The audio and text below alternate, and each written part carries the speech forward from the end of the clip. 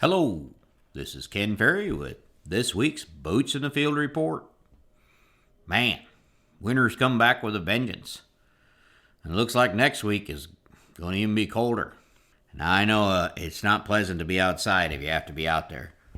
But there is an upside to this. If you think it's cold for humans, think about how cold it is for the bugs out there.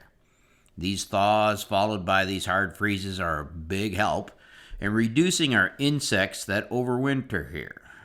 Not only does it knock out some of those that overwinter in the residue, but it'll take out some of those that are going to overwinter in the soil at those shallow levels. Now, true, it doesn't do much for the deep ones like the wireworm, but it will take out some of the shallow root worms, and it will be a big help in knocking back things like the flea beetle.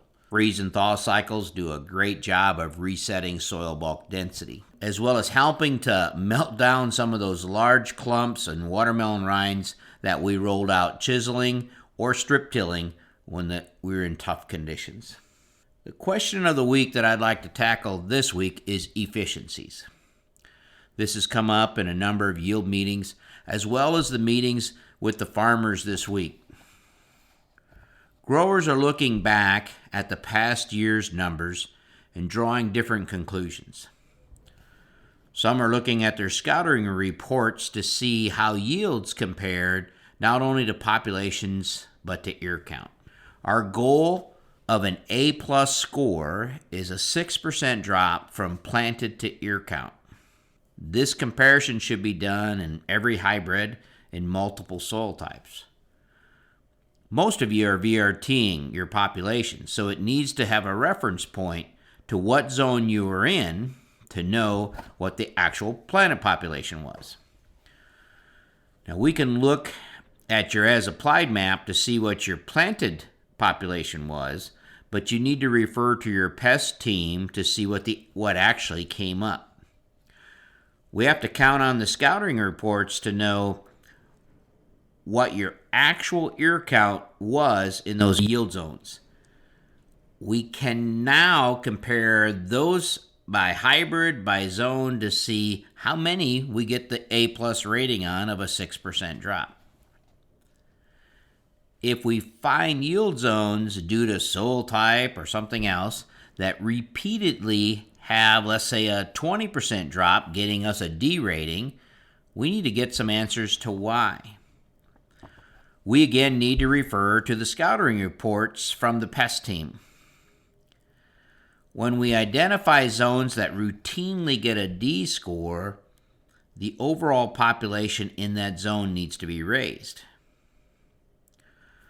When growers sometimes look at our VRT population maps, they may say, Ken, I don't like to pull population that low on the hillside because we struggle to get corn up there. I may ask, well, what is your typical ear drop from planting on that hillside? And if your response is, I'm not sure, but it's bad, that gives me nothing to work with. But if you say, well, the last 4 years it's been in corn, we've had an 18% average drop from planted to ear count. Now we have something to work with. We can increase the population by 12% to get you back to the expected final ear count.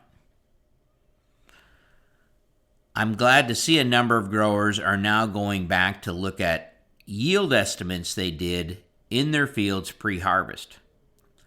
Growers looking at the scouting reports to see what the ear count was and how many kernels around and how many kernels long the ear was. Back then, we were guessing at how many kernels it was going to take to make a bushel. We may have used 90 or 80 or 70, depending on our growing conditions. But now we have the actual bushels. So if the scouting team dropped a point at each of the yield checks, we can back calibrate our estimates. When we do this by hybrid, we start to learn the hybrid and the zone's capability. Many of you figured out a number of these hybrids are as low as 55,000 kernels to make a bushel, and it's taken 90,000. As we learn this about our hybrid and our zones, we can make better estimates going forward. To do this, of course, you must have a pest team out there doing the scouting. This team must collect detailed records with field locations so we know where the numbers come from. Pest teams that don't do a good job of recording what they see lose out on tremendous opportunity to improve the future outcome. Record keeping and documentation is so much easier today with the iPhones and the iPads. Just dividing units planted from your seed bill by bushels raised doesn't tell us what we need to know. Now you may say, well, Ken, that's easy, and that sounds easy, but I'm a one-man operation. I don't have a pest boss and a pest team. If you're a one-man operation, you are the pest boss. And if you don't have time to get the scouting done, you need to delegate that. That means you may have to hire a scout or work with your local retailer or local seedsman. Whoever it is, though, has to get the reports back to you in a timely fashion so you can make decisions and do these end-of-year reviews. One efficiency that is easy to figure without a pest team is nitrogen efficiencies. You can take the pounds of nitrogen applied, divide it by the bushels raised, and come up with a nitrogen efficiency for bushels produced. You can do this per zone, per field, per farm operation. Farmers brag about this number like it's a credit score. I think it's a carryover from the days when we used to say 1.2 pounds of N per bushel on our yield goal minus our credits. You will hear farmers say, we feel good about our nitrogen efficiencies. We have went from a 0.9 pounds applied per bushel to a 0.7 pounds on the farm average.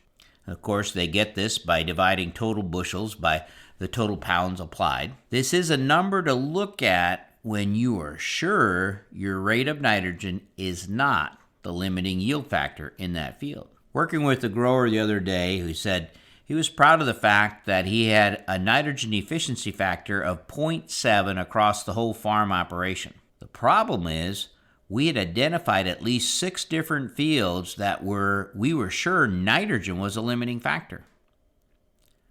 So I showed him some of our plots. In this one plot, the field had a high IS&T, so it's nitrogen-friendly field. It produced 225 bushel on only 110 pounds of nitrogen. That's pretty good. That's an efficiency factor of 0.5, which looks good until I showed him that we added 20 more pounds of nitrogen, so it took the applied rate to 130. 130 pounds of N produced 247 bushel. So it still had a nitrogen efficiency of 0.5, but the yield was 22 bushel higher. Now, even at 50 cent N, this produces an additional $70 an acre profit. We then doubled the rate of N from 110 to 220 pounds.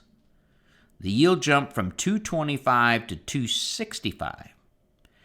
This gave us an efficiency rate of 0.8 pounds of N per bushel applied. So what we had to apply went up. But even after paying for an additional 110 pounds of N, we increased our profit by $92 an acre over the 110 pound rate. So what would you rather have? A 0.5 nitrogen efficiency factor or $92 acre more profit? When we calculate N efficiencies, they're only of value when we're sure nitrogen isn't the limiting factor, or when we're comparing different hybrids to each other to see how efficient they are, or application methods or timings when we're using the same amount of nitrogen and looking for how much corn we can produce. Don't get me wrong, I'm glad to see you guys are looking for ROIs on the nitrogen. But be sure to keep the whole picture in view, and this includes profit per acre. To stay up to date, check out our website at croptechinc.com and subscribe to our podcast, Boots in the Field Report. Keep her safe, keep her moving.